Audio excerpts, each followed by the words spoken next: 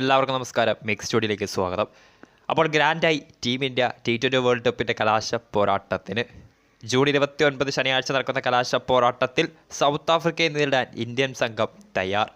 രണ്ടാം സെമി ഫൈനലിൽ കരുത്തരായ നിലവിലെ ചാമ്പ്യന്മാരായ ഇംഗ്ലണ്ടിനെ തകർത്ത് തരിപ്പണമാക്കിയാണ് ടീം ഇന്ത്യ രാജകീയ തുടർച്ചയിലൂടെ കലാശ പോരാട്ടത്തിന് ടിക്കറ്റ് ഉറപ്പാക്കിയിട്ടുള്ളത്. അല്പമൊന്ന് മഴ പെയ്ത നനഞ്ഞ പിച്ചിൽ ആദ്യം ബാറ്റ് ചെയ്ത് ഇന്ത്യ 20 ഓവറിൽ 7 വിക്കറ്റ് നഷ്ടത്തിൽ 171 റൺസ് എന്ന ഒരു കൂറ്റൻ സ്കോർ പടുത്തുയർത്തിയപ്പോൾ മറുപടി ബാറ്റിംഗിൽ 16.4 ഓവറിൽ നിലവിലെ ചാമ്പ്യന്മാർ ഇംഗ്ലണ്ട് 103 റൺസിന് ഓൾ ഔട്ട് ആവുകയായിരുന്നു. സോ അങ്ങനെ 68 റൺസിൻ്റെ തകർപ്പൻ വിജയം രണ്ടാം സെമി ഫൈനലിലൂടെ കണ്ടെത്തിയാണ് രോഹിത് ശർമ്മയുടെ സംഘം വളരെ രാജകീയമായി ഒരു T20 വേൾഡ് കപ്പിൽ ഒരു മത്സരം പോലും പരാജയപ്പെടാതെ അങ്ങനെ കലാശ പോരാട്ടത്തിലേക്ക് എത്തിയിട്ടുള്ളത്. ഇന്ത്യയ്ക്ക് വേണ്ടി രോഹിത് ശർമ്മ 39 പന്തിൽ 57 റൺസും സൂര്യകുമാർ യാദവ് 36 പന്തിൽ 47 ഒപ്പം മികച്ച ഫോം തുടരുന്ന all rounder vice captain Hardik Pandya 23 റൺസും നേടിയിട്ടുണ്ട്. ഇംഗ്ലണ്ടിന് വേണ്ടി Chris Jordan 3 Adil Rashid, Reece Topley എന്നിവർ ഓരോ വിക്കറ്റ് വീതം നേടിയിട്ടുണ്ടായിരുന്നു. ഇംഗ്ലണ്ടിൻ്റെ ബാറ്റിങ്ങിലേക്ക് വരുവാണെങ്കിൽ വമ്പൻ അടിക്കാറുള്ള ഇംഗ്ലണ്ടിൻ്റെ ബാറ്റിംഗ്, പക്ഷേ ഇന്ത്യൻ ബൗളിങ്ങിന് മുൻപിൽ തകർന്നടിഞ്ഞ ഒരു സ്ഥിതിയായിരുന്നു ഇന്നലെ കണ്ടത്.